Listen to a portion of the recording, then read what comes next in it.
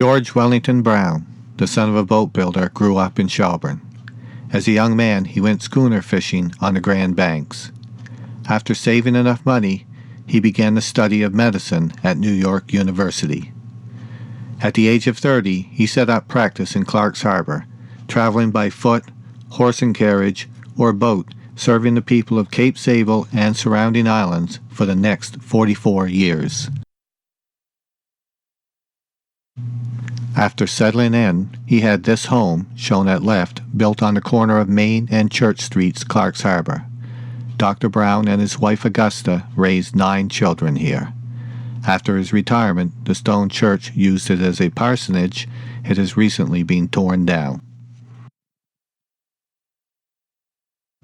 The significance of Dr. Brown's choice of Clark's Harbour to open his practice in 1893 was that 3 years later, on October 14, 1896, Dr. George W. Brown was a physician in attendance at the birth of Robert Frederick Blades, my grandfather.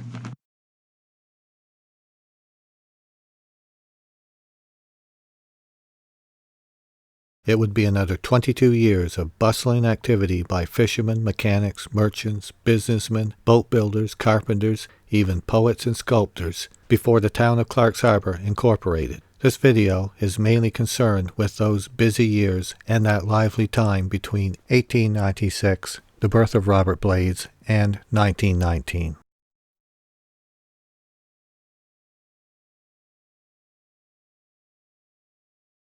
But to get out of school, we always went, played in a door here, something other, till after supper we'd gather at somebody's field, play, girls and boys both. Oh, they used to call it duck on a rock, hide and seek, different games. We'd put a can on a rock, stand out so far, the fellow not get off had to go pick up the rocks, throw at it. So knocked it off, had to go set it back up and get a piece of cork about that big and one yarn on it.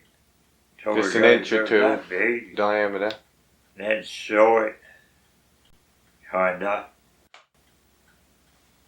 If you was up to that and you hit the ball, you'd run for first base. If I picked the ball up, I throwed it. If it hit you, you was out. If it didn't hit you, well, you'd probably go right on to second. Cat ball, I called it. We went, the bases all marked out with the rocks. There's plenty of rocks. What school did you go to? I only went a day or two of the old schools. That was painted red and had benches all in the rooms, had benches all around the side of the wall, you know, for seats. And then, the one they tore down. They had, big classes, 40 and 50 people. Was there more than one class in a room? Yeah, some of the rooms had 2 classes. Remember any of the school teachers you had? One was Ross, Bill Ross. Clara, well, she married the Nickerson fellow here. Were they strict? Well, they was quite strict. And if they couldn't handle you, they sent you up to the principal. He had a leather strap about a foot long. Did you ever have any straps? No, never got none. I sneaked away. Not many people went too far in school in those days. No, they went to work young. The parents had a hard job to get along. If you made 50 cents, you got probably 5 of it. I don't know if you got that. Did you like school very well? Well enough to run away. I never learned nothing then. Never did any time, I don't think. So you didn't like it too well then? No. Times there was a lot of sailboats around, doors like that. Some of us like to get out of school so we go play in that. Some days it'd be 8 or 10, some days over 2 or 3. Did your father mind you skipping school?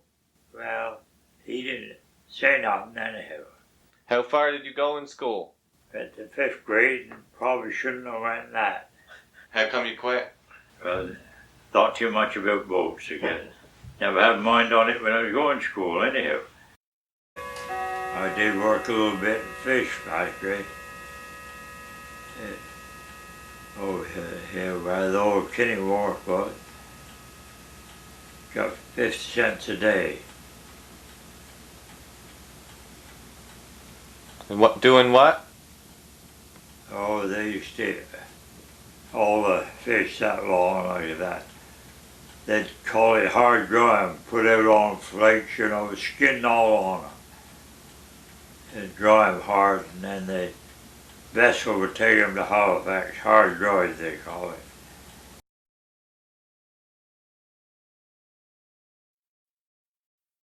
Grubbing fish, 7 in the morning to 5. Fine day, you'd wheel fish out of the shed, spread them on flakes, pick them up that night. Sometimes they left them right on the flakes, look so it's going to be fine the next day. You have to wheel them down the wharf to the vessel like that. Very little bonus put up them days. But they kept getting more each year. Bonus.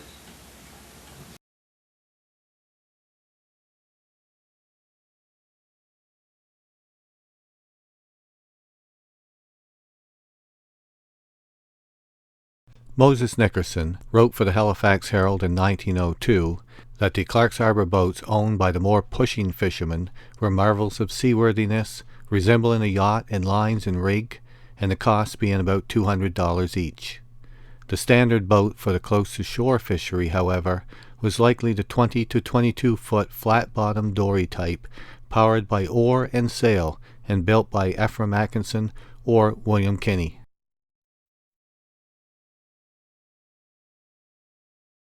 When asked about their lobster catch, you'll probably get the same story today as you would have in 1902. The cold and storms have not changed much. The number of lobster traps fished has definitely increased.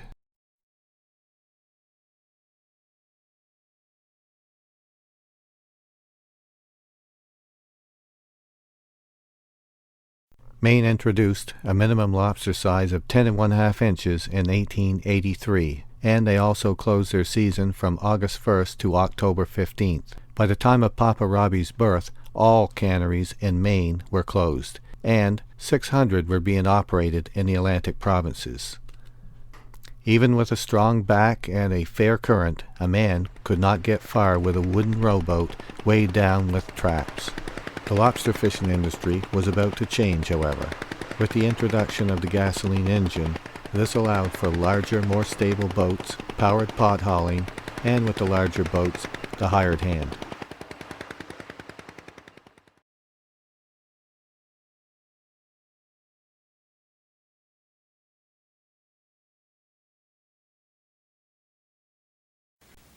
First boat the father had with Uncle John built her. He lived down on Twins Point here, before he moved states. He built one for himself, one for Wit, one for Ruby Schwim. They was only just, 28 foot, just shade big and dory, double endless. There was wood in the stern. Did they have an engine in them? Yeah, we had an engine, 5-horse Chadia, I guess it was.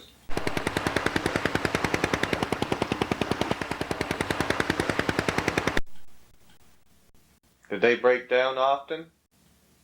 No, they were pretty good. Worst trouble was it never had no buoy catches them days. And you'd hit a buoy and bend your wheel and have to haul on and straighten it. Like that. That was more trouble than the engine, I guess. I was only 12 years old when I left school altogether. The next spring I went lobstering with father. Gasoline boat. Did he ask you to go lobstering with him? I guess I must ask him. They must have had to pull the traps up by hand then. When I first started at Harbour, a year or two after I started, they come out with a hauling engine, but everybody didn't have it. When did you get one? The father got one, I'd say 1914 probably. I first went out, I'd get seasick. I'd look over the side and make her believe it, see how fast the boat was going. Let it out of me. I never ever told father that I was seasick. He must have seen me, I suppose. He could think what he wanted. So, 1910 or 1912 probably, us boys, the fathers didn't go fishing. Ernest, me, or someone would take the boats and go fishing for ourselves. Wasn't you afraid you'd get lost? Well, no, I don't think. We didn't know no different. We Didn't have no radar then. radar. He didn't have nothing. You had no tin horn. I don't think we ever had a horn. But you go fish, fog, you knew the courses like that time. You make somewhere, you knew, all but once. Well, we had drifting nets and we run for a place called John's Island. Well, we made land. We followed up along. I said to Ernest, this ain't John's Island. We come to a little wharf. I knew there wasn't no wharf on Lower John's Island, we called it. We had a boat on. We'd been drifting nets, always took a boat because you had to go out and tend your nets. So we went ashore, and just we got ashore, there's an old lady come out to the well, draw water. We asked her where it was. She said Charlesville. Well, I looked at Ernest and he looked at me. We never heard tell of Charlesville before in our life. We didn't know where it was. So we asked her, Ern asked her how to go home. She says, well, I don't know where you live. She said Clark's Harbour. She says, well, I don't know how to tell you to go home, but there's an old sea captain lives up here, pointing to the house. You go up and ask him. I says, Ern, I know we can't go that way to go home. We got back aboard, we heard this boat coming, he come up. We had Ernst's father's boat. Ernest Maxwell. Yeah. And it had Clark's Harbour on the stern of it. He'd been to the States for that, got some gold-looking letters. And she was named the Vera M. Clark's Harbour. So this fellow come right by the stern of the boat. He sees the name on the boat. Says, you fellas lost? Yeah. Says, we've been lost too. We've been up to Pubnico Light then, just coming down. And says, follow us. We're going down through to Woods Harbour. So we chased him, went between ledges. By and by he stopped, says, you find your way home from here, can't you? Well, we looked up, here's Woods Harbour Light. Then we knew where it was, when you see that. But anyhow, we made it home that day, had a few mackerel. We were satisfied, learned a little.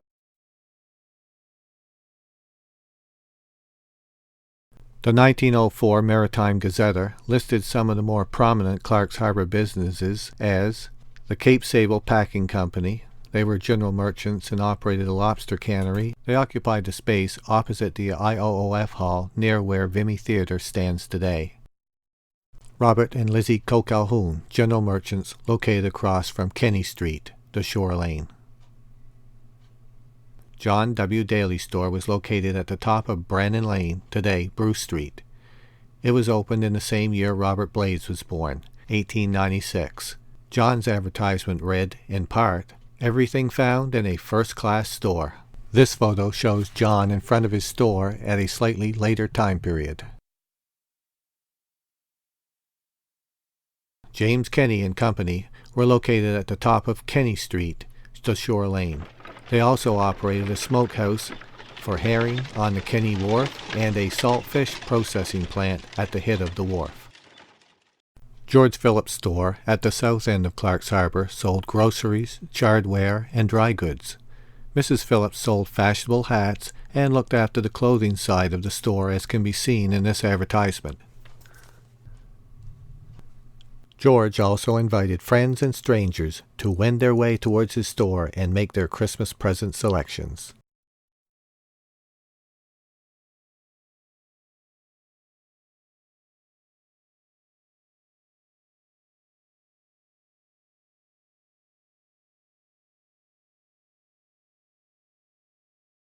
M.A. Nickerson operated this store near the IOF Hall. He also bottled his 4-crown soda water in the store opposite side of the street. Notice the two-masted schooner at his wharf at right and the Cape Sable Packing Company wharf at far left.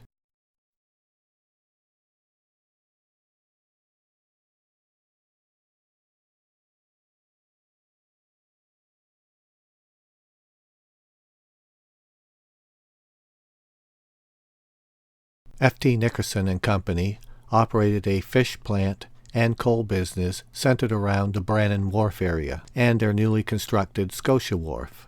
They also barreled mackerel from their trap, and the company operated a store next to John Daly.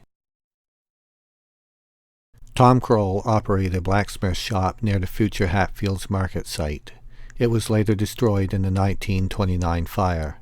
About 1910, he set up an ice cream parlor across the street, which was run by his daughter, Alva.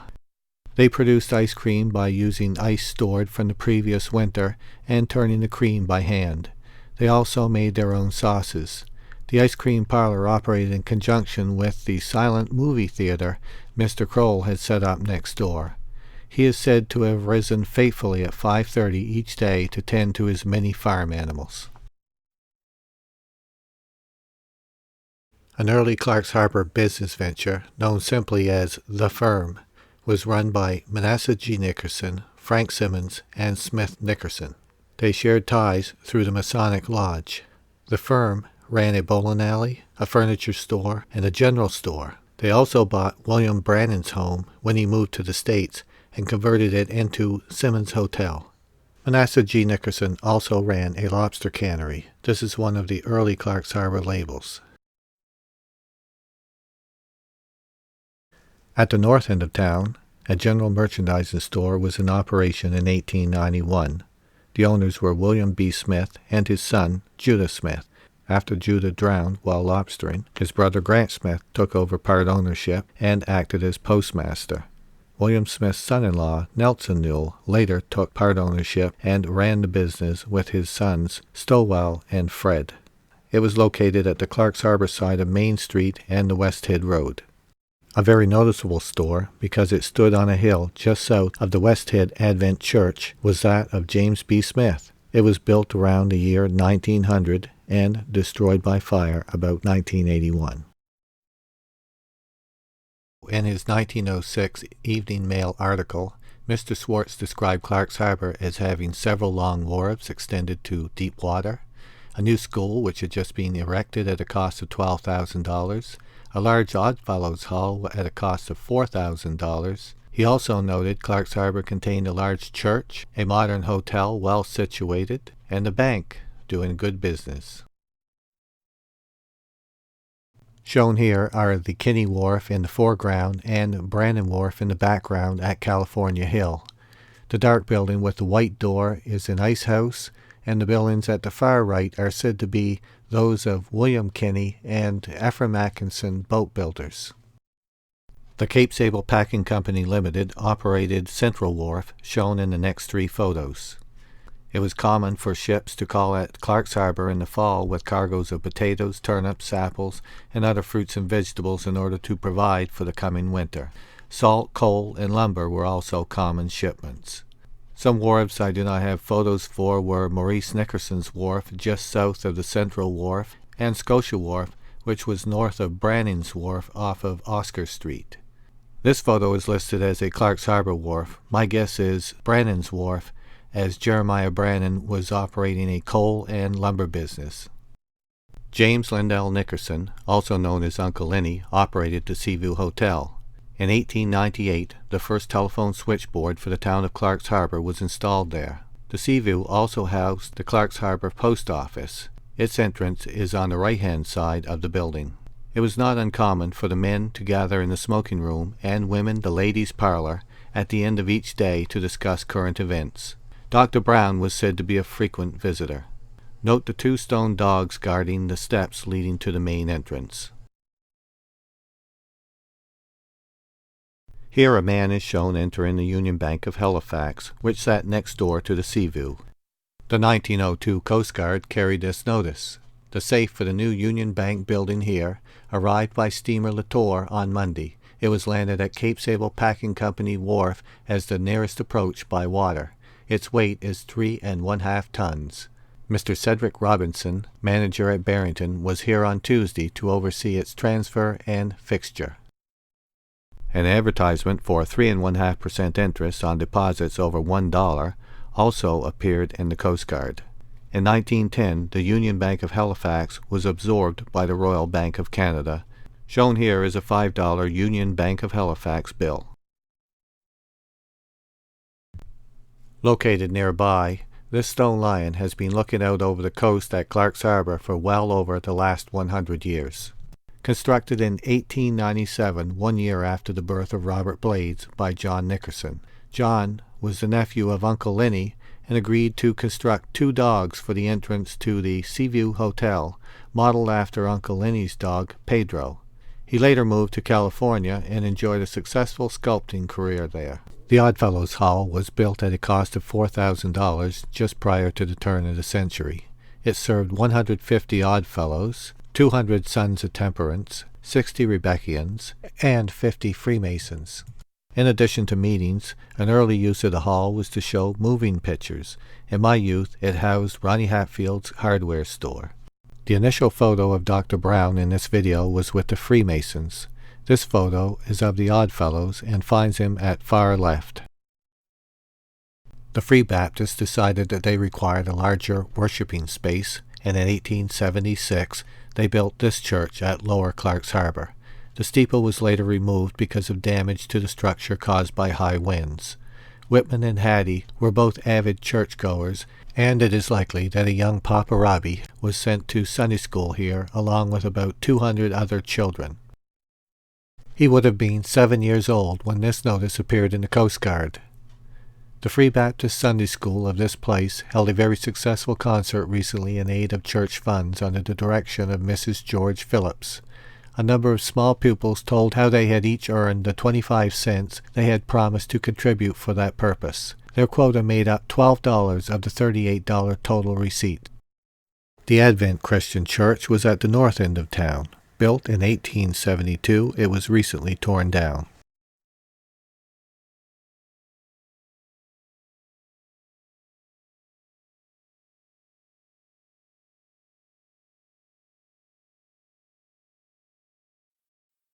How did you heat houses? Water coal. How did they move the coal up to the houses? All the trucked it with horse teeth. Would it come by boat? Cairns boat bought some, but most of it come from Sydney. Vessels would go down there and bring it here and put it in the coal sheds here. And then they would deliver it to the people. Well, there was 2 coal companies, Franz Brennan and Morris. They would deliver coal all over the island. About wanted coal, but a lot of people burnt wood then time. No fishing much in the winter time. We had harder winters then. The lobster probably a month and a half in the winter, and then haul everything ashore and not go till March after that. How much was lobsters worth in them days? Oh, I guess around 15 cents a pound, probably. You never knew. Just cull your lobsters, put them in a crate. Cairns boat, take them to Yarmouth and put them on the Boston boat. Tuesdays and Fridays, she would sail out of Yarmouth, go to Boston, come back, bring that fish back. Fish wouldn't have different ones they was shipping them to with commission men, they called them in the States. It'd probably be 2 weeks before you knew what you got for. See, there used to be factories here, and they canned all the small ones under the measure. Do you remember what the insides of the factories looked like? Well, they had people working there. There's they'd boil the lobsters right there. And they'd have girls put them in cans and like that. Well, there wasn't fixed up any. There was just a bench along the wall. To chalk claws on every fellow rather had steam boiler to steam them. Had a big cage, as you called it, would set right down in this big, where the steam boiler had the water very hot. They'd lower that cage full of tinkers down in it and leave them so many minutes they'd be boiled. Were there a lot of local people working at those factories? There's not so many from the homes, but there's all around, you know. Pumlico girls used to work on Ceylon. They had a factory on there once. And they always, most always had girls there. 50 cents a day, I guess we get. Pretty cheap wages. Nobody had any money. How many hours in a day would they have worked? I think about 10 most of the time. The large lobsters went to the States. See, there's 4 canning factories, canning small lobsters. Yeah. Where were they? There was one Swins Point. FD had one on his wharf. Morris had one here. Cape Sable Packing Company had one. They was only just, there wasn't the length of this house apart. It was just so boat go in between the two. They had quite many hides, you know. They'd have a gang picking up their arms. They call that fine meat. They'd cage it, they called it. They'd dump about 2 crates of lobsters in it and lower it right down into a tank of boiling water, steam. Then they'd take them out. Probably a man would break them off. He always wore a pair of mittens to break them off because they're warm. See. Then they had 2 or 3 cracking claws, shocking the claws out, and then they had 7 or 8 picking up the arms. They used to be small vessels come here from Tannencook, get the lobster shells, the bodies, and take them down there to use planting. They made a lot of sauerkraut. Then they closed the season on small lobsters anyhow. Factors had to give it up. That would have been in the late 20s, I think, probably. In 1905, work started on what would become known as the Dogfish Plant. Large buildings were erected on Flat Island, a short distance off Swims Point. The plant operated in the summer and fall months, turning fish scraps and otherwise worthless dogfish into fertilizer. Workers had to be ferried to and from the island each day. By 1916, the fish reduction operations were winding down and the facilities were put to other uses, such as a salt fish processing factory and a lobster and fish cannery. This photograph, found at the Nova Scotia Archives amongst exterior site photos, almost certainly represents the interior machinery of the plant. Operations at the site ceased in the mid-1940s.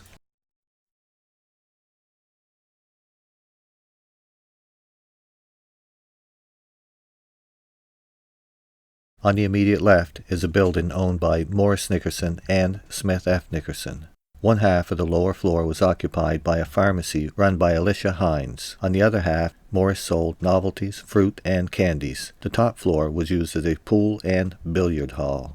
Morris also owned the building on the right-hand side of this photograph. There he bottled his 4 Crown soda water. The lean-to was used to produce cans for his lobster factory, which was located on his wharf.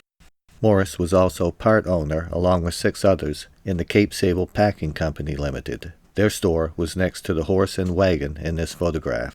A road to their wharf ran between the 2 buildings. The wharf extended far out into the harbor.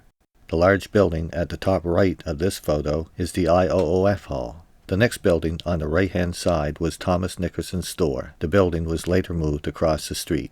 Just sticking out behind Thomas Nickerson's store is the Union Bank of Halifax building. Above the bank is the Seaview Hotel, and to the left of the bank, Tom Kroll's ice cream parlor and the building which was used as Clark's Harbour's first schoolhouse prior to the 3 schools on School Street.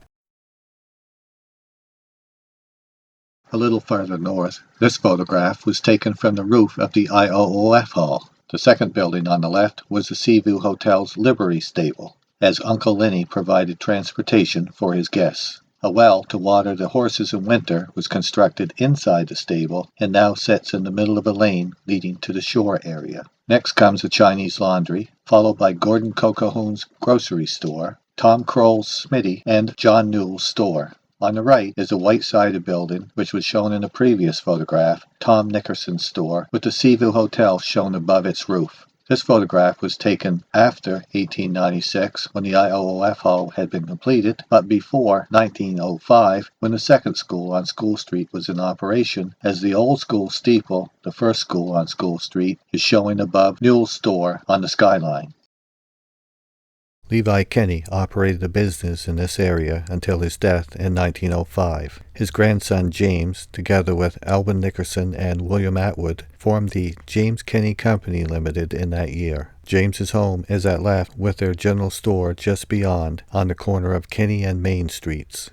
James Kenny's store was unofficially known as the War Office during World War I, as news of battles would be telephoned in and taken throughout the community by the men who had gathered there. Matthias Kenny lived in a light-colored home. Between the viewer and Matthias' home, the future Knoll Street ran to the right.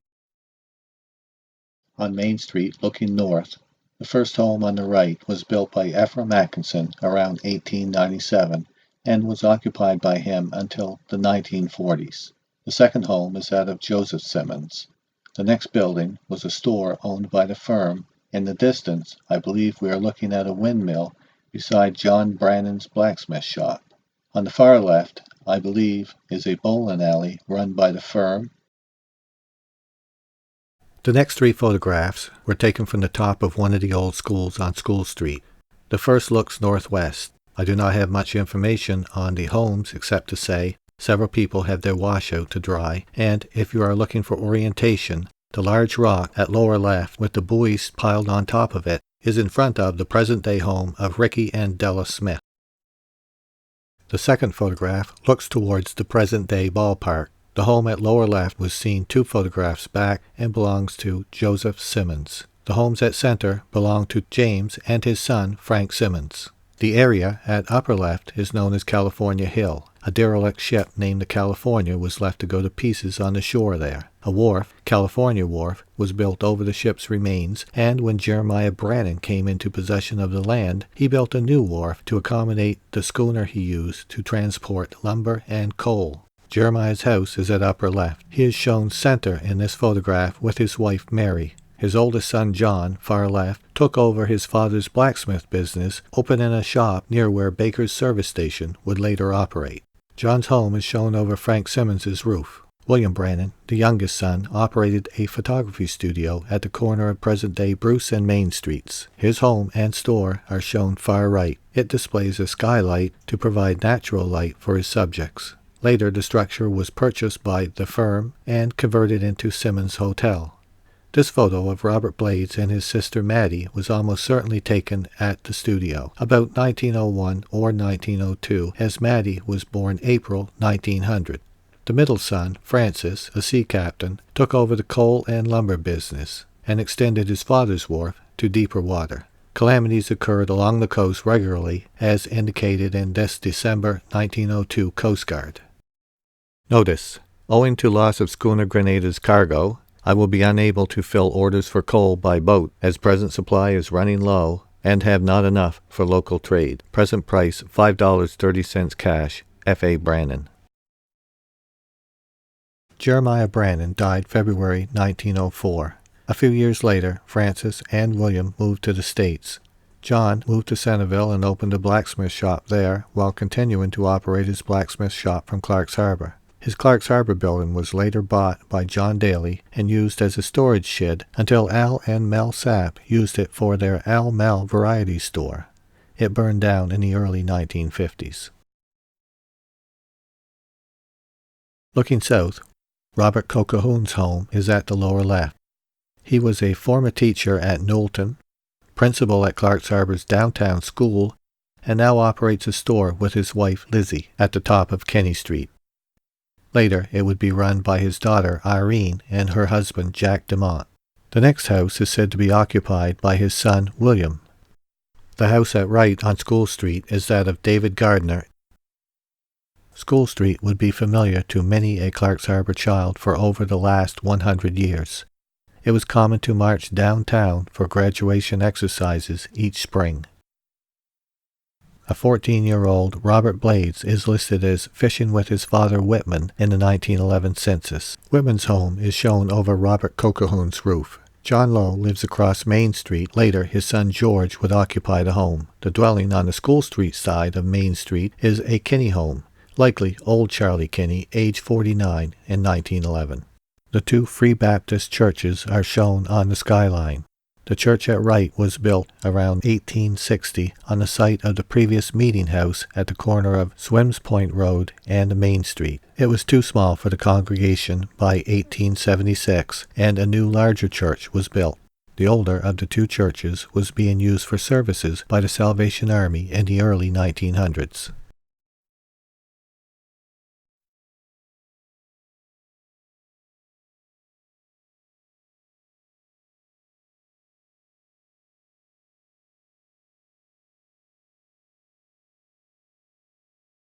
Do you remember how you used to get to Seal Island?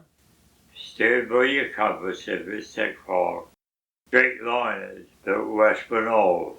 On neap tide you'd have to steer more the north. On a flood tide you'd have to steer a little more southerly. And about how long would you go in that direction? 4 2 hours. You'd run your time out. Figure which way you went of it. Change your course. There was a whistle on it. You might hear the whistle.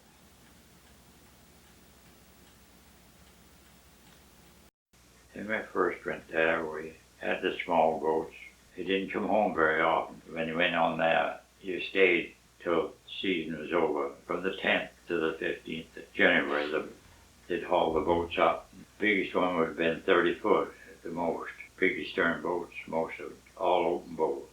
There was 3 or 4. They turned bottom up when they come home and went on with steamer or someone else. Go back in spring, turn them over again. That was to keep the ice and snow with them, to do that.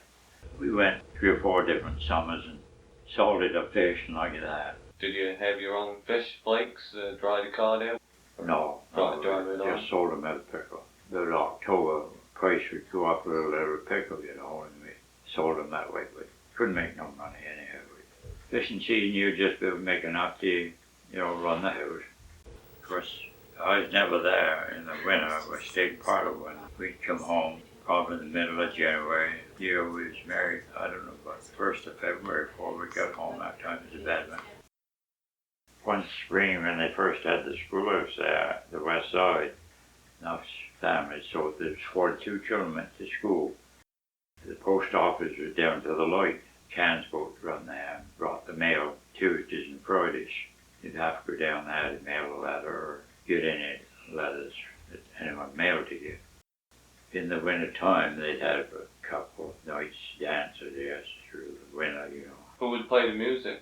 Oh, they had 2 or 3 on there. Willie Simmons played accordion. Frank Schwinn played the fiddle. They would go to someone's house and yarn off.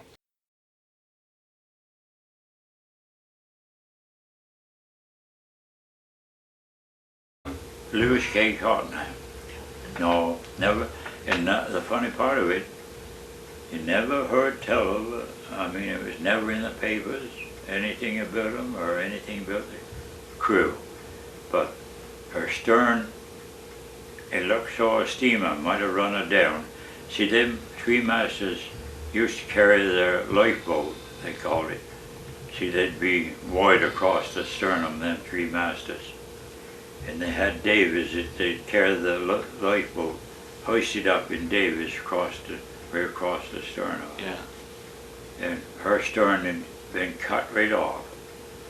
Now, the people, we judged it, a steamer must have run her down, or I don't think she'd have been that way just going ashore somewhere. But we judged it, a steamer must have run her down, the crew was all lost. We just judged that, because never heard tell her where she was home or anything. What happened to that when you just let it go to a wreck? Yeah, we towed her in on the east side of Ceylon, or a Cairns boat. We bought a Cairns boat. The fishermen, we went off doors and went aboard a Cairns boat. This one that run the mail to Ceylon. She made 2 trips a week, Tuesdays and Fridays. It was blowing quite hard the northwest when we went out and towed her in. I jumped in with them. I was only a boy anyhow. Then we towed her in. See, he was going to tow her right to Yarmouth, but he couldn't make no headway with her. She was full of water. Big. Yeah. Well, she's full of water besides. Towed her in on the east side of Ceylon and let her go ashore. That was in 1915. Was nothing aboard. I never went aboard, but some of the older fellows went aboard and got a line to her. But was it right down with the water line? Was the boat right down to the water line? She was just so much lumber under deck. She floated. That was the only thing that kept it afloat. Kept her up. Yeah. And I think most of the deck load. See, they used to go up in the bay and load lumber, load them deck load and so holes and all. But the lumber that's left aboard, the gang on Ceylon earlier day went and backed it up, piled it up on the east side of Ceylon on the sand. I imagine they built a lot of houses out of that on No, Ceylon. never got none of it. Oh, no. Cairns people come down with a big barge in the summer. That was in December. We towed her in. She smashed up in January. She smashed up. And we pulled it all in different pulls. It was 2x4s, and 2x6s, and 2x8s. And then we culled it all in different pulls, just backed it up on the sand there. That summer, they come down with a big barge and towed it, took all the lumber to Yarmouth and sold it, I suppose. And they had the names of everybody that backed it up. I guess they got 85 cents a piece. 85 cents a piece, yeah. Not very much. No, I guess not.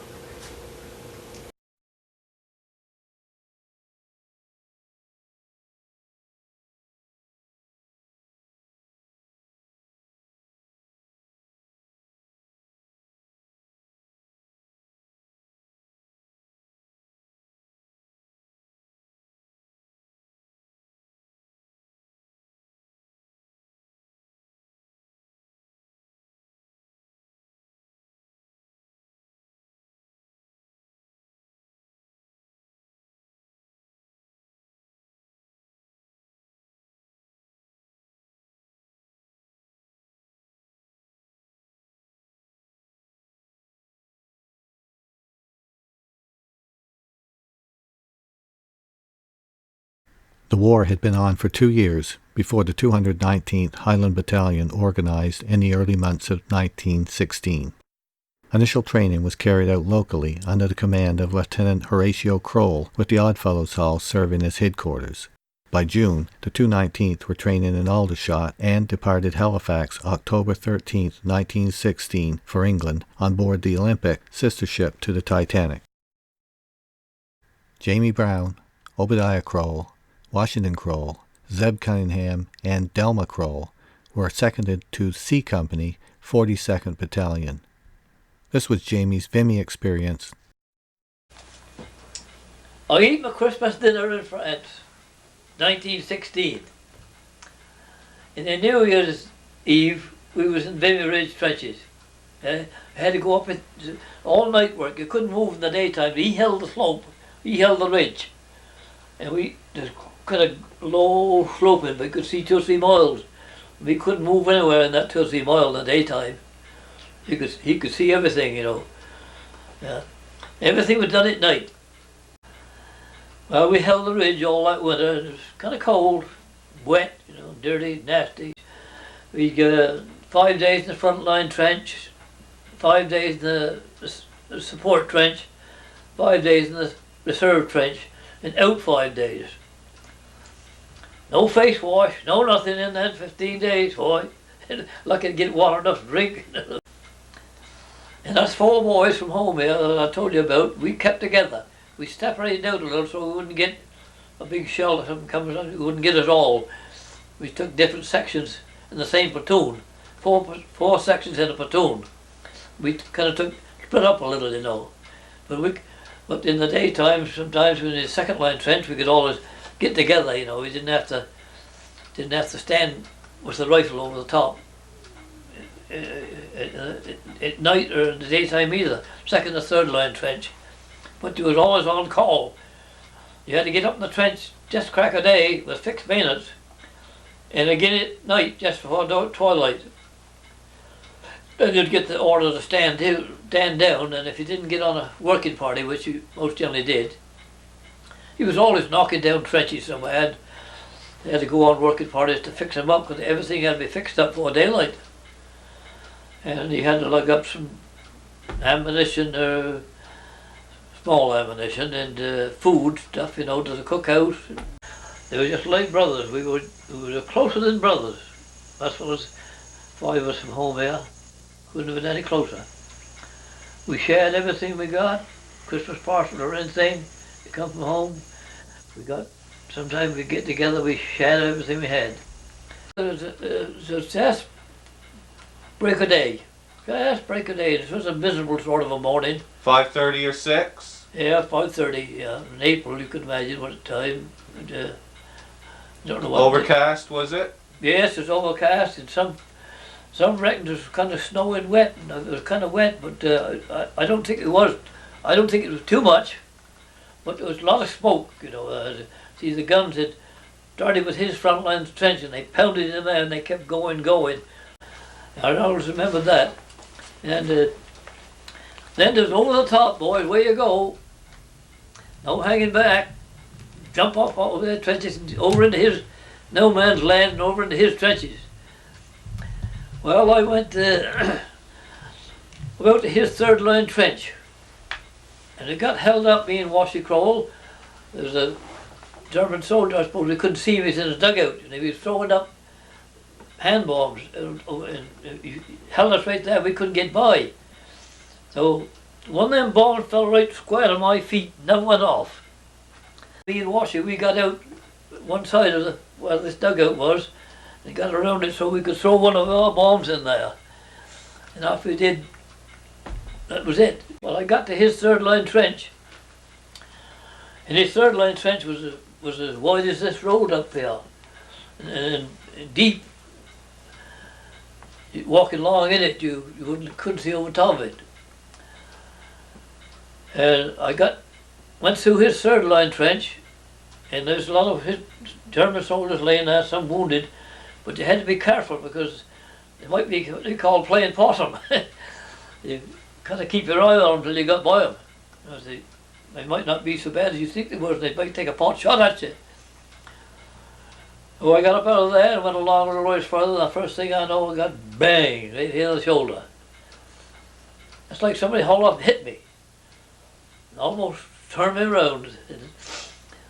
Well, I said, that's for me, I'm done. And I dove into a shell hole. I laid there for a while. Stretcher bearer come up, and he got my equipment off my shoulder and things, yeah.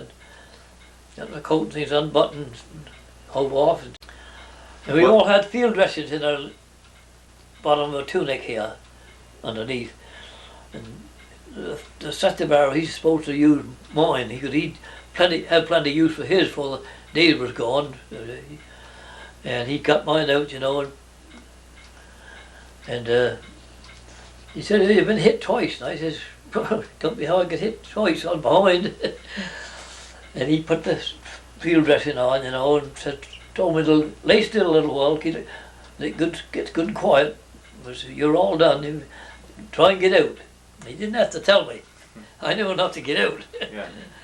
There's the bullets was clipping the top of that mud off there. I could see them, over my head there. I kept my low. Anyway, after a while I got up and started out. Shell holes and barbed wire. And I was in the German lines then. I got back quite a little ways and I met one of our fellows in our company there. He's a Scotsman, Jack Adair his name was. I remember that. He was hitting the side of his leg here. I got a hold of him, got one of his arms out, he's hobbling along. We got out. Went out to back to our, had to go through his third line trenches, no man's land, and back through our 3-line trenches before I got to a dugout, a medical place. And I was a walking case, I could walk. We went down into a dugout and there was wounded coming in all the time, walking cases. And there was an officer there and he had a rum bottle and he tipped it up, and passed it around. Oh, that felt so good, that was awful strong stuff. December 5th, 1922, France granted Canada, free and for all time, 250 acres of land at Vimy Ridge. Canada built the Vimy Memorial on top of Hill 145, what was once a fortified German stronghold and still today commands a sweeping view of the entire ridge. On the day of the attack, April 9, 1917, after a day's fighting, the 11th Brigade had failed to take its objective, Hill 145. This put the Canadian foothold on the remainder of the 7-kilometer ridge in jeopardy. The 85th Battalion's original assignment was to follow the 11th up the hill with fresh ammunition and supplies. Late in the day, C and D Company of the 85th were ordered forward to charge the hill at 5:45. Despite heavy machine gun and rifle fire, the Highlanders, without kilts as they were known, were able to signal that the hill was largely theirs by dusk.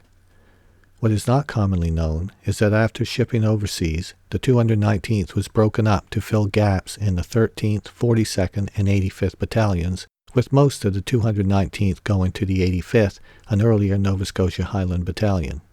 How many of the original 219th from Cape Sable Island were in C and D Company that day will probably never be known. But rest assured, wherever you go, the chances of finding a Cape Islander is high.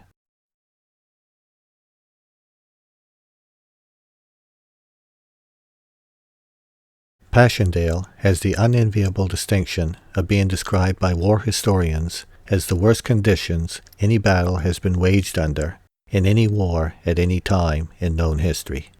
Men, supply mules, big guns, and tanks were all swallowed up in the quagmire after the heaviest rains seen in Flanders in 70 years set in just before the attack. The battle is often described as a senseless waste of human lives. 6 of the 219th Clark's Harbour Detachment in this photograph, and one not in the photograph, died of wounds suffered at Passchendaele, and many others were wounded there. For every foot of ground taken, the Allies suffered 10 casualties. In all, they advanced 5 miles. The German losses at 220,000 men were only 55,000 less. And to add to the futility, 5 months later, when the Germans massed for a counterattack, the Allies, when they realized that the ground was undefendable, moved back to their old position, both sides occupying the exact same territory they had prior to the battle. Earl George Goodwin, Don Cecil Smith, Earl Kenneth Kinney, and Freeman Keith Reed are among the 6,940 Canadians who have their names inscribed on the Menin Gate Memorial nearby, which is to say, soldiers with no known grave. Given our present standard of living comfort, it would be difficult to comprehend the sacrifice made by these and the almost 1,600 other members of the 219th. It is said the war changed men's lives greatly. Delma Kroll, killed August 11, 1918, Battle of Amiens, France. Basil G. Duncan, died October 30, 1917, at the Battle of Passchendaele, Belgium. Earl George Goodwin, died October 30, 1917, at the Battle of Passchendaele, Belgium. Harold T. Goodwin, returned home of illness, died February 15, 1918. Earl Kenny died October 30th, 1917, at the Battle of Passchendaele, Belgium. Havelock Lowe, wounded October 30th, 1917, at the Battle of Passchendaele, returned home invalided, died February 12, 1920. Bruce A. Nickerson died April 26, 1917, of pneumonia. Oscar R. Nickerson died September 25, 1918, at the Battle of Arras, France. Bruce and Oscar were brothers, sons of Manasseh G. and Clara Nickerson. Robert E. Nickerson, wounded at the Battle of Passchendaele, October 31, 1917, Belgium. Wounded at Opie, France, March 21, 1918. Killed at Arras, September 2, 1918. Courtney Smith, wounded at the Battle of Passchendaele, Belgium, October 30th, 1918. Wounded again at Valency, France, November 5th, 1918. Died of those wounds. Don Smith, missing in action, October 30th, 1917. Passchendaele. 3 persons not present in this photograph are Hibbert Swim, wounded at Passchendaele, October 30th, 17. Died of those wounds, November 7th, 1917. Elzar Cunningham, died of wounds likely suffered at Vimy, April 25th, 1917. And Harry Saunders, died of disease, November 7th, 1918. Pay for a private was $15 a month, about 50 cents a day. Their Argyle and Sutherland kilts arrived May 17, 1918. It was discovered that the kilt was not the ideal garment to be wearing when mustard gas was about. There are at least 2 persons in this photograph under the minimum age of enlistment, which was 18 years. The first is Bruce Nickerson. I will let Jamie Brown expose the second. Can you tell me how old you was when you enlisted? I was 18. And my brother, Russell, younger than me, he enlisted before I did. He signed up 18, I had to say 19. In my youth at Clark's Harbour, I was aware of 4 persons in this photograph. James Brown lived next to my grandfather. He had been wounded in the shoulder. William Stewart, my cousin Gary's grandfather, had been wounded in the hip. Obadiah Kroll, our next-door neighbour, had been sent home debilitated by a poison gas attack.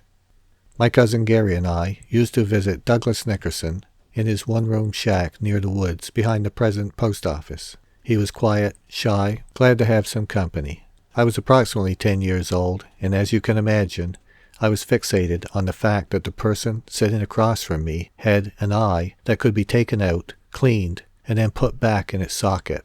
Glass, of course.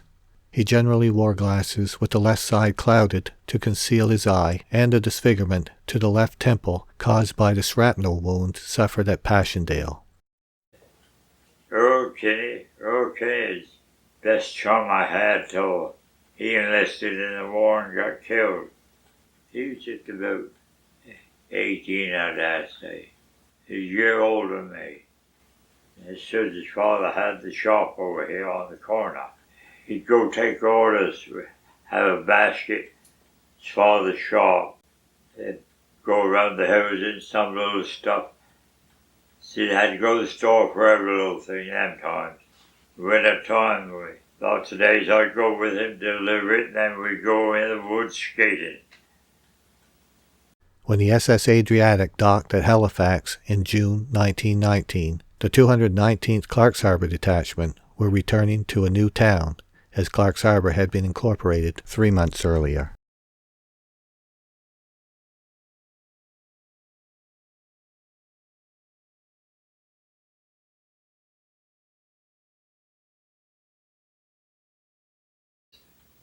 Day I was born, I'd been fishing all day. She's living the Hatters Inn.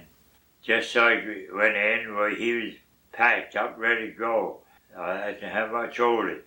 He said, how much do you make today? That's the doctor. I said, $6. Give me $6, then he said.